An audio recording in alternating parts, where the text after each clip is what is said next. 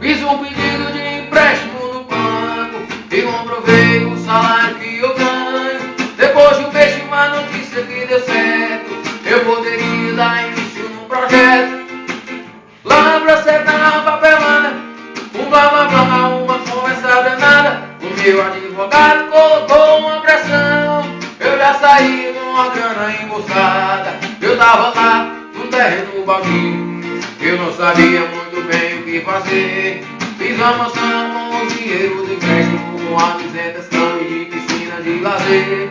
Eu decidi procurar Pedro Bial, mostrei pra ele tal projeto que eu fiz. Ele estudou todas as possibilidades, deu uma notícia que eu fiquei muito feliz. E decidi mostrar o projeto para o povo, e vejo o povo no flash da Rede Globo, com a minha cara estampada na TV. Um projeto de fazer o BBB, meu BBB, meu BBB.